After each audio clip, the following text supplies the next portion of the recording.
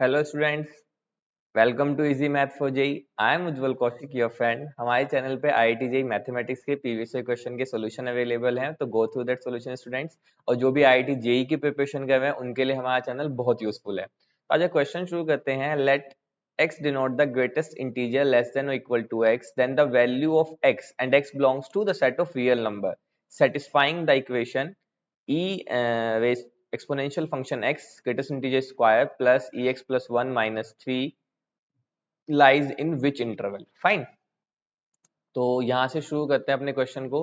उससे पहले हमें एक प्रॉपर्टी जाननी होगी जो ग्रेटेस्ट इंटीजर फंक्शन की होती है, that if we have a greatest integer x plus k where k is my integer, so it is equal to greatest integer of x plus k। जो भी ये इंटीजर गिवन होता है ये outside आता है, क्योंकि greatest integer of N integer is nothing but the same exactly that number. Fine. Okay, so with the help of this हम अब क्वेश्चन शुरू करते हैं। तो यहाँ से हमें गिवन है ex स्क्वायर प्लस ex। अब मैं इसको बाहर निकाल सकता हूँ 1 को, it will be 1 and this is minus 3 is equal to 0। Basically जो ये गिवन था e raise to power x plus 1 greatest integer, मैंने 1 जो था मेरा इंटीजर उसको with the help of this property outside the greatest integer function निकाल लिया। अब देखो यहां से मैं कहता हूं कि put e raise to power x is equal to t, greatest integer of e raise to power x। ऐसा क्यों? क्योंकि हम अपनी इक्वेशन को सोल्व करना चाहते हैं। अगर मैं ये सब्स्टिट्यूट करूंगा तो I will get t square plus t minus 2 is equal to 0 and this is nothing but a quadratic equation. और क्वाड्रेटिक इक्वेशन को सोल्व करना हमें अच्छे से आता है। तो it is t square plus 2t minus 2 is equal to 0। I will take t common, it is t plus 2 minus 1, t plus 2 is equal to 0। तो यहां से t की दो value I 1 and t is equal to minus 2। अब देखो t क्या था? t था मेरा greatest integer of exponential function x is equal to 1, greatest integer of exponential function is equal to minus 2। अब देखो exponential function e raised to power x का जो ग्राफ होता है, that graph is like this. Fine.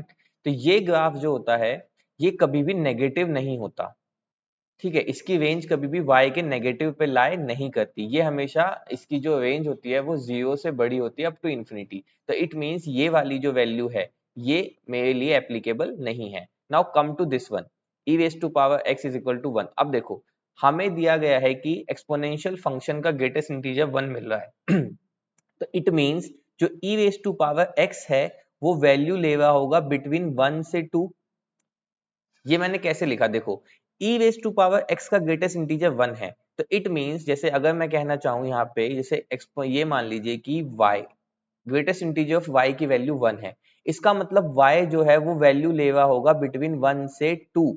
लेकिन 2 पे ये exactly 2 नहीं लेगा कि जैसे ही मैं 2 पुट करूंगा वो 2 हो जाएगा। अब देखो 1 से 2 के बीच की कोई एक वैल्यू ले लो 1.67।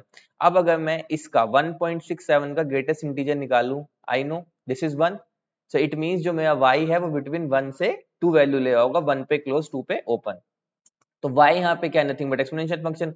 अब अगर मैं लॉगरिथम ले लूं तो log 1 is less than equal to log e x is less than log 2 with base e कह लीजिए। फाइन। अब हमने ये लिया यहां से, तो अब हमें पता है log 1 जो होता है it is always 0, this is nothing but x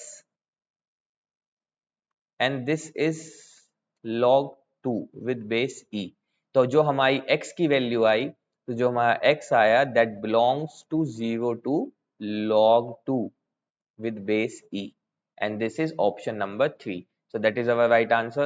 Hope you all are able to understand the video. If you have still doubt you can ask to me into the comment box. Thank you very much for watching the video. Please subscribe the channel.